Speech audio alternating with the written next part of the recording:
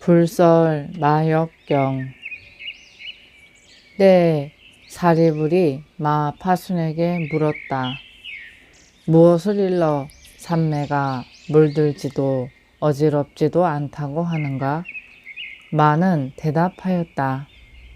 생각을 끊는 산매는 끊어지지 않는 것은 모두 다 끊어지고 생겨나지 않은 것은 일어나지 못하게 되며 모든 욕망은 다 태워버려 근본과 끝이 청정하고 아무것도 생겨나는 바 없으며 또한 어리석지 않아서 경과하지 않고도 모든 법의 청정함을 환히 깨우치며 평등한 정수로서 정멸을 수행하여 모든 경과한 일을 관찰하고 멸진 삼매에 바로 들어 관찰함도 관찰하지 않음도 없고 또한 소견도 얻게 되나니 그러므로 이와 같은 삼매가 바로 물들지도 어지럽지도 않은 것이다.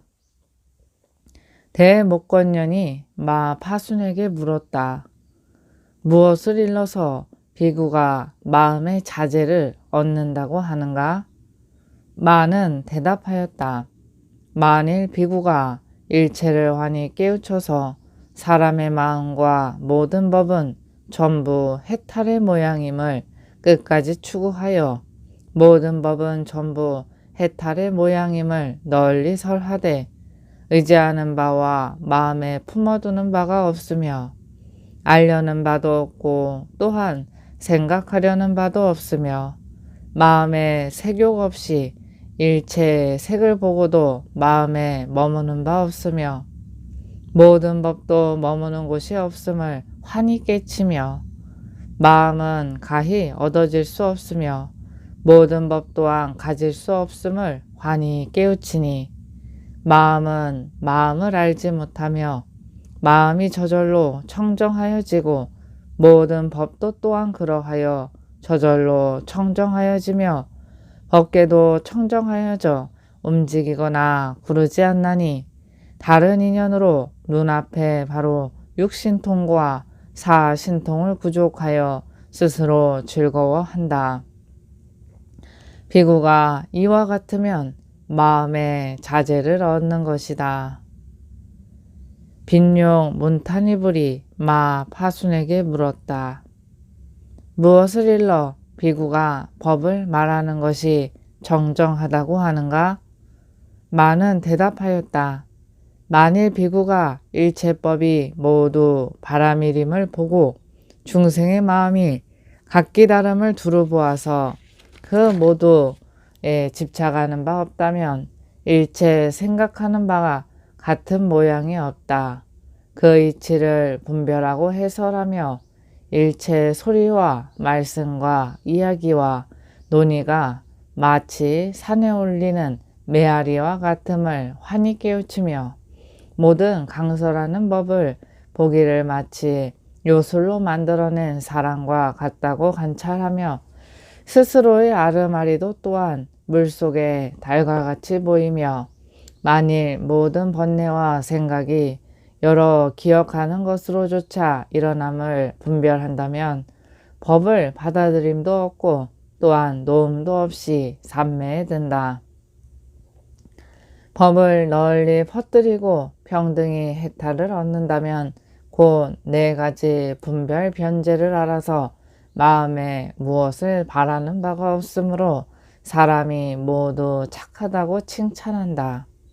의심을 품지 않고 자기의 그 마음이 청정하다면 일체 사람의 마음도 청정하게 하므로 본래가 깨끗하고 맑고 때없음을 환히 깨우치고 번뇌는 모두 더러운 뿐임을 알아서 모든 음마를 보아도 완전히 고요해지고 사마는 머무름의 처음과 끝이 없고 천마는 모두 일체에 의지하고 집착된 가르침을 없앤다.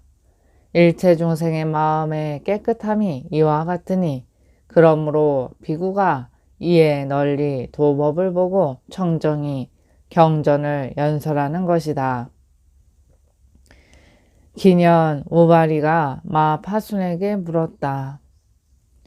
무엇을 일러 비구가 법과 율을 받들어 지닌다고 하는가? 마는 대답하였다. 능히 모든 법을 환히 깨우쳐서 모든 사람을 일깨워주고 모든 죄가 본래 정막함을 안다. 그리하여 망설이는 이를 가르치되 혹 비방을 받을지라도 의심하지 않고 또한 속에 맺혀두지도 않으리며 또한 일찍이 모든 법에 마음을 내지 않고 조어하는 바 있으며 항상 능히 모든 거스르는 일을 제도하나니 어찌 하물며 소소한 기율을 범한 일을 제도하지 않겠는가. 번뇌를 생각에 품어 두지 않으며 뭇 애욕이란 안도 없고 박도 없고 안팎의 사이에도 없음을 설하려 번뇌는 무각으로부터 오며 애욕을 품지 않으면서 또한 권하하지도 않고 애욕이 없는 경계에 이르러도 일어나는 바 없음을 환히 깨닫는다.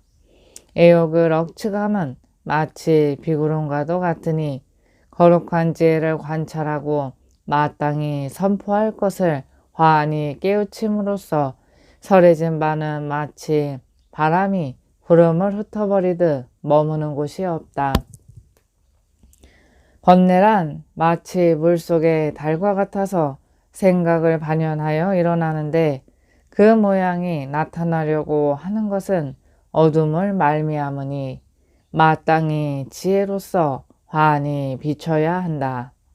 마치 밝은 거울에 얼굴을 비치듯이 그 모양이 귀신이나 나찰과 같음을 살피어 그 생각에 끌리는 데는 소견 없애기를 관함으로써 영원히 애욕을 버리고 여러 더러움을 더하지 않아 고 공해와 무상과 무언으로서 궤도에 벗어나는 바 없나니 그 애욕을 이같이 환히 깨우친 것이다. 가사 애욕에 집착한다면 중생에게 자애를 일으키지 못할 것이니 중생은 아도 없고 몸도 없으니 나도 또한 나에 망상하지 말아야 한다. 이렇게 관하는 이는 율법을 진실히 지닌 것이다. 때에 큰 제작 500사람이 각기 자신이 알아야 할 바를 물었으며 마 파수는 각기 분별하여 설명해 주었다. 이에 제천 가운데 수심이라 이름하는 촌자가 마 파순에게 물었다. 아까 문수사리께서 모든 마사를 강의하고 설명해 주셨는데 그대가 그 이치를 되풀이하여 주겠는가? 무엇을 보살의 마사라고 하는가? 때 마가 대답하였다. 천자여 마땅히 알지어다. 보살의 마사는 20가지가 있으니 무엇이 20가지인가?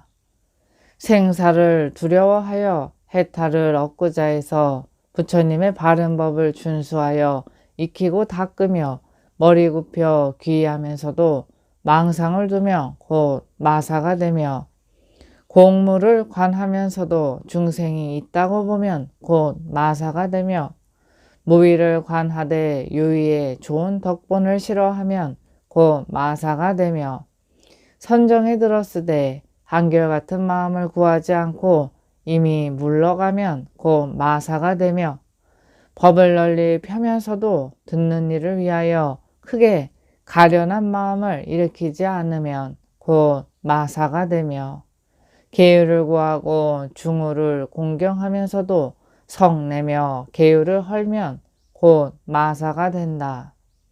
성문과 영각의 한 가지 일은 연설하면서도 대승법을 묻는데 크고 세밀한 것을 분별하지 못하면 곧 마사가 되며 신묘한 법을 열어주거나 받으면서도 법을 싫어하고 잡된 말을 하면 곧 마사가 되며 육바라미를 구하면서 스스로 보살이라고 부르면 곧 마사가 되며 적정하고 다면한 일을 묻고 찬탄하면서도 중생을 교화하는데 권 방편이 없으면 곧 마사가 되며 여러 덕의 근본을 쌓으면서도 도의 마음을 가까이 하지 않으면 곧 마사가 되며 쉼없이 부지런히 적관법을 수행하면서도 관하는 바가 중생이 있다고 보면 곧 마사가 되며 애욕을 완전히 끊어 숨김없이 하고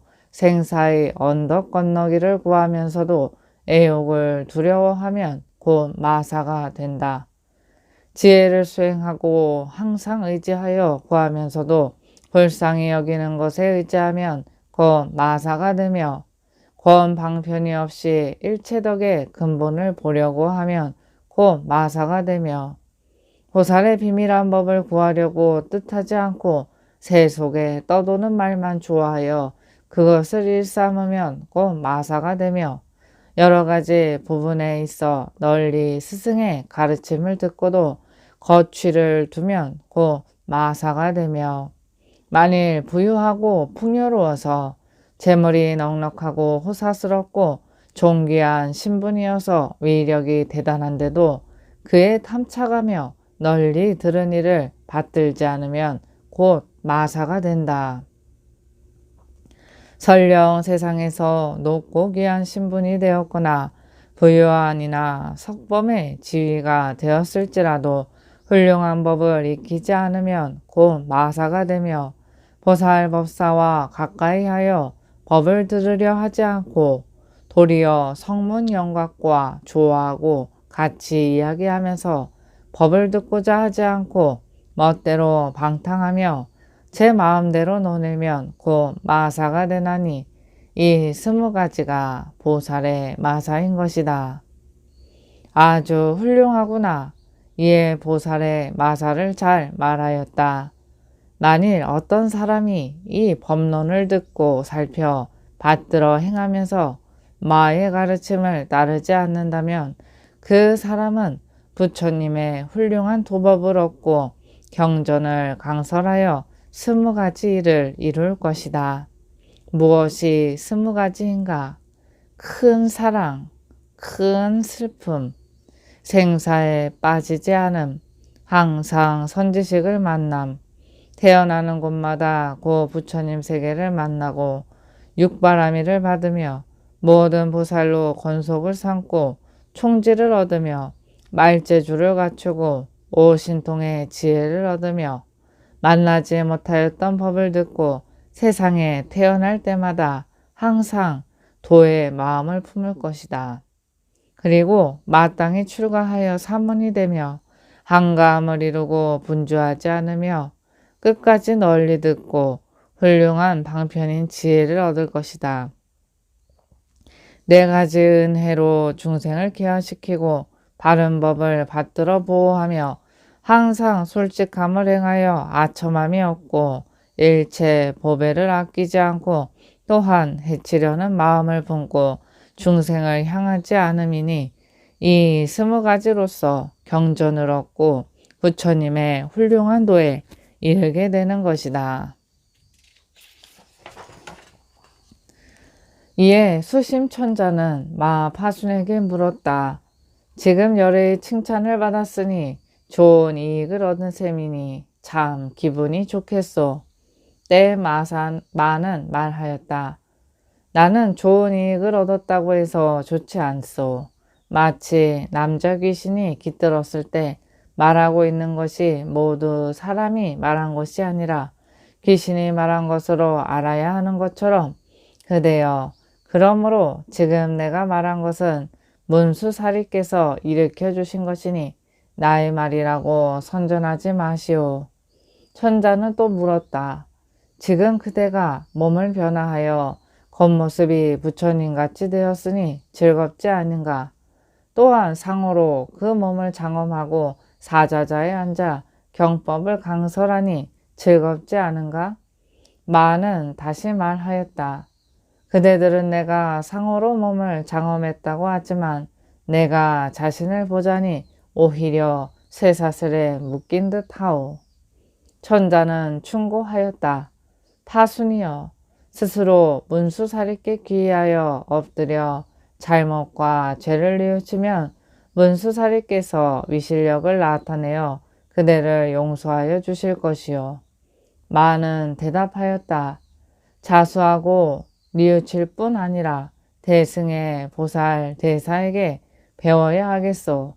왜냐하면 보살을 행하는 이는 번뇌와 더러움의 경계를 보지 않지만 성냄을 일으키는 이는 언제나 원한을 품기 때문에 이에 마땅히 스스로 뉘우치고 머리 조아려 기하겠소. 천자는 또 물었다. 보살의 인욕은 어떤 종류가 있는가? 마는 말하였다. 보살의 인욕은 12가지가 있소. 무엇이 12가지인가? 성질의 인욕이니 성냄이 없는 것이요. 뜻의 인욕이니 남을 해치려는 마음을 품지 않는 것이요. 아첨없는 인욕이니 중생을 속이지 않는 것이요. 궁핍한 이를 불쌍히 여기는 인욕이니 지혜가 모자라 도에 미치지 못하는 모든 일을 가볍게 여기는 것이요. 수행하는 인욕이니 말한 대로 실천하여 물러가지 않는 것이요. 공의 인욕이니 일체의 신과 삿된 소견을 여의는 것이다. 법을 오로지 생각하는 인욕이니 모든 법을 잘 길들이는 것이요. 미묘한 인욕이니 나라고 억측하지 않는 것이요. 바르게 생각하여 법을 깨닫는 인욕이니 여러 현성들의 지혜로 돌아가는 것이요. 진재의 인욕이니 연기에 어지럽지 않은 것이요. 어지럽거나 뒤바뀌지 않은 인욕이니 일체 중생의 마음을 따라서 하는 것이요. 뜻이 일어나지 않는 인욕이니 방편으로 인하여 생멸이 없는 법인을 얻는 것이요. 이것이 보살의 12가지 인욕이요. 이때 수심천자는 마파순에게 물었다. 그대가 방금 20가지 일에서 시작하여 12가지 인욕까지 설하였으니 어찌 뛸 듯이 기쁘지 않겠소? 대답하였다. 참으로 기쁘오. 수심천자는 곧 문수사리에게 청하였다. 어진이시여 마파순의 죄를 용서하여 주소서. 문수는 마에게 물었다. 누가 그대를 묶어 놓았는가? 답하였다. 누가 저를 묶어 놓았는지 모르겠습니다. 문수사리가 대답하였다. 파순이여, 그대는 남에게 결박을 당한 것이 아니라 스스로의 생각으로 결박된 것이니 일체 어리석은 범부 또한 이와 같다.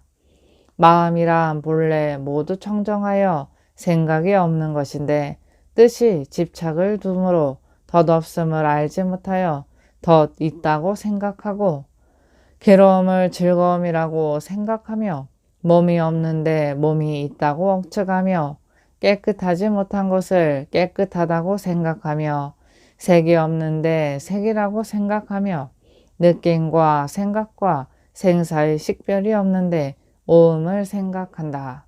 바순이여, 지금처럼 결박당한 것을 싫어하고 두려워하면서 무슨 인연으로 벗어날 수 있겠는가?